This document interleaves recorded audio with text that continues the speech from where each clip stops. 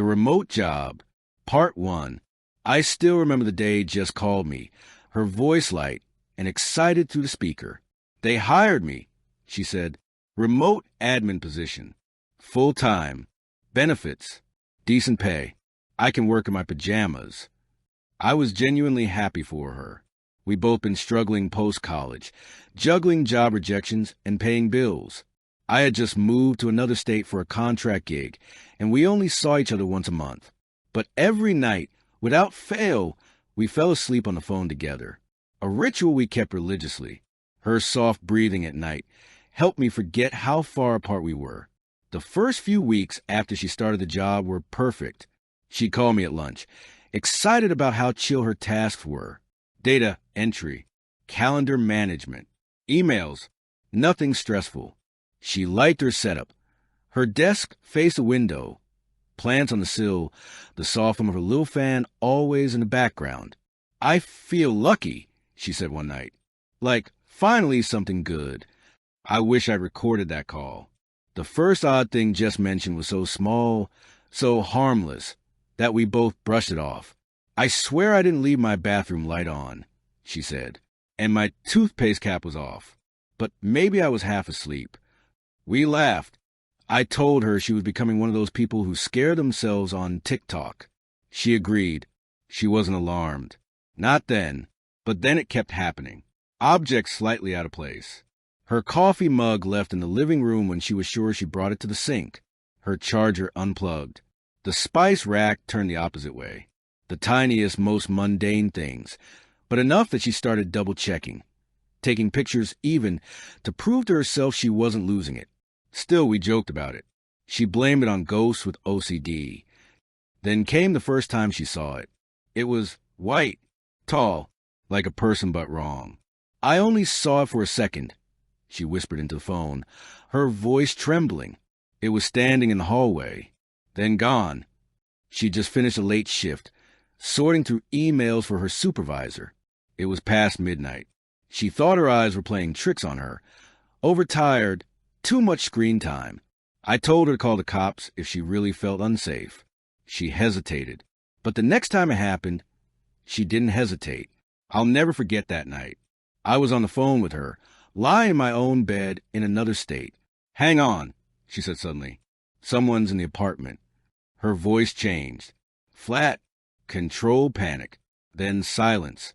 I kept saying her name, hearing her quicken breath. She had stepped out into the hallway and shut her apartment door behind her, waiting for the police. I stayed on the line the entire time. They searched everything, every closet, every drawer. Her place was small, just a one-bedroom. There was nowhere to hide. Nothing. No forced entry. No signs of tampering. Building security said no one came to the front entrance matching any unfamiliar description. They chalked it up to stress. Maybe even sleepwalking. But Jess wasn't comforted. Neither was I. A week went by. Things were quiet. She said the figure hadn't come back.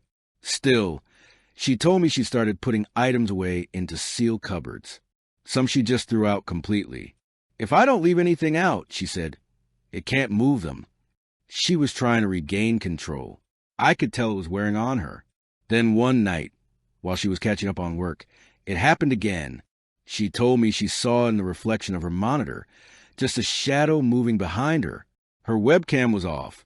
She was listening to music through her headphones, working on some spreadsheets. She said it felt like time slowed down. The hairs on her neck stood straight. She turned, saw nothing, opened her door, checked every room. Nothing.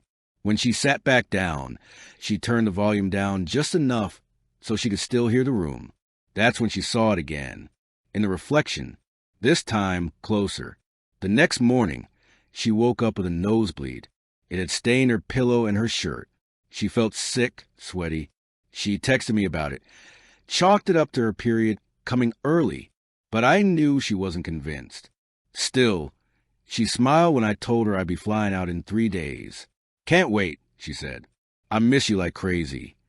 Later that same day, she heard a loud bang from the kitchen. She ran out, heart in her throat. Nothing. No broken dishes. No open cupboards. Just silence.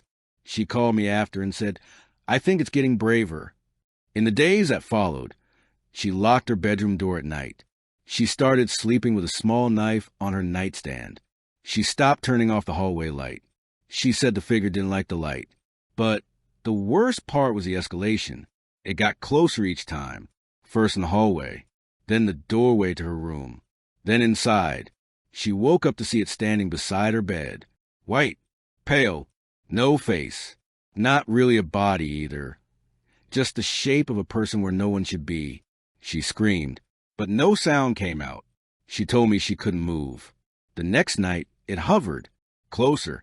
The final time, she woke up to it inches from her face, breathing, watching, screaming. I flew back that weekend. I was buzzing her apartment, excited and nervous, bags in hand. She didn't answer. I assumed she was in the shower or maybe had headphones on. The door was unlocked. I stepped inside. The smell hit me first. Metallic, wrong. And then I saw her. Blood. Everywhere. Walls. Ceiling. The couch. Kitchen. The carpet by her desk was soaked in it. Her laptop was still open. Her last spreadsheet frozen on the screen. Her headphones lay on the ground in a pool of crimson. She was in the lounge room. Her eyes open. Her mouth frozen mid-scream. And that thing, the white figure, it was still there, just standing behind the couch, barely visible, watching me. The cops arrived minutes later. A neighbor had called about screaming earlier. I didn't even hear them come in.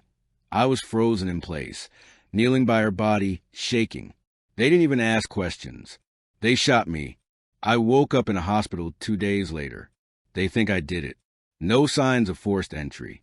Blood on my hands. My bags packed. Plane ticket in my name. The apartment's been sealed off. Evidence logged.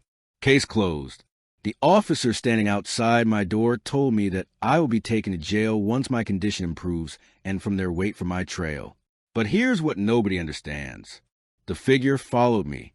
I've seen it in the corner of my hospital room, in the reflection of the dark TV screen, getting closer. Every night